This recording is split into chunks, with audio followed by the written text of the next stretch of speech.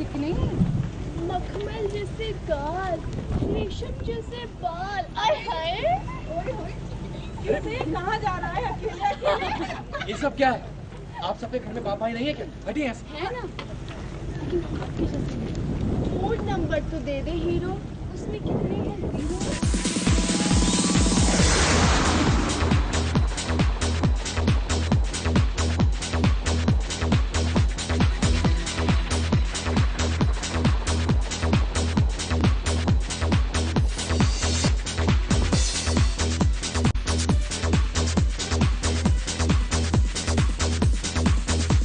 ये छेड़छाड़, ये बीच रास्ते पर किसी अनजान का यूं हाथ पकड़ना, ये सब अगर किसी लड़की के साथ हो तो आप सबको ये एक आम बात लगेगी, लेकिन आज यहाँ कुछ उल्टा ही सीन है।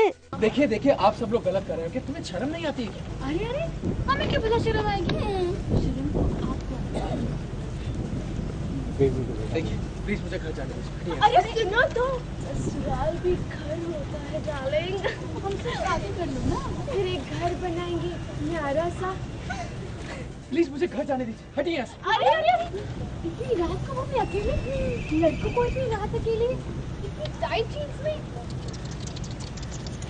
आजा मेरे गाड़ी में बैठ जा, आजा मेरे गाड़ी छोड़िए में। मुझे, वरना मैं पुलिस में कंप्लेंट कर दूंगा। ओके? रचना अपने ही भाई को अपनी फ्रेंड्स के साथ मिलकर छेड़ रही है। लोगों को ये यकीन दिलाने की कोशिश कर रही है कि जब ऐसा किसी लड़की के साथ होता है तो उसे कैसा महसूस होता है। अब समझ में आया क्या होती है एक लड़की की बेबसी, उसकी मजबूरी और उसकी आज़ादी पर रोक टोक। कितनी बेइज्जती महसूस होती है, कितनी घुटन होती है जब एक गैर लड़का लड़की को गलत नजर से देखे, उसे छुए, उसे हाथ लगाए। लड़कियां जो है मयंक को छेड़ रही थी क्योंकि वो एक प्ले कर रहे थे, बताना चाहते थे कि लड़कियों को कैसा फील होता है जब उनके साथ ऐसा होता है, और एक्चुअली बहुत बुरा फील होता है। एक्चुअली बीइंग अ गाय मुझे बुरा लगा, तो I think being a girl तो बहुत ही बुरी बात है। ऐसा बिल्कुल नहीं होना चाहिए, और यही हमने दिखाने के लिए ये प्ले किया था, और आई थिंक सबको अच्छा लगा होगा। वैसे तो ये मामला संजीदा है, पर ऑफ स्क्रीन इस सीन में काफी मस्ती हो रही थी।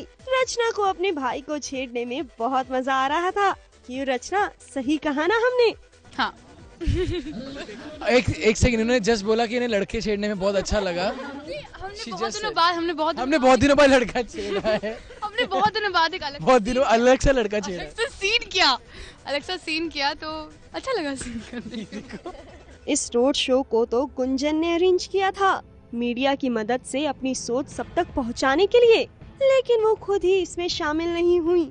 इसीलिए इसका जिम्मा मयंक, रचना और विहान ने लिया। लेकिन जैसे ही रोड शो खत्म हुआ तो गुंजन ने एक धमाकेदार एंट्री मारी।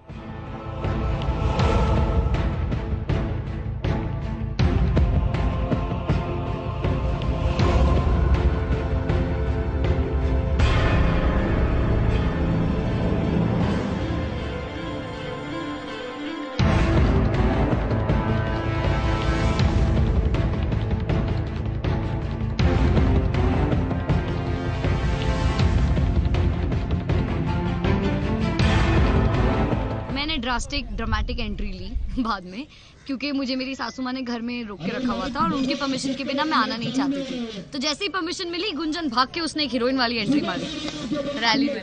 गुंजन, हीरोइन वाली एंट्री तो हो गई, अब जरा ये बताइए कि इस रोड शो के पीछे आपका मैसेज क्या है? गुंजन ने एक्चुअली चाहती है कि पूरी दुनिया इस चीज से अवेयर हो जाए, एंड बेसिकली ये नहीं हो कि जब उनके साथ कुछ अन्याय हो तो वो चुप बैठ जाए घर पे। सो उसका मेन रीजन एंड कॉज यही है कि लोग आवाज उठाएं एंड इस चीज के अगेंस्ट एक एक्शन लें। गुंजन, अच्छी बात है। उम्मीद है कि आपके शो में दिए गए इस मैसेज से लोगों में थोड़ी हिम्मत आएगी और वो इन बातों को छुपाने के बदले इसका सामना कर पाएंगे।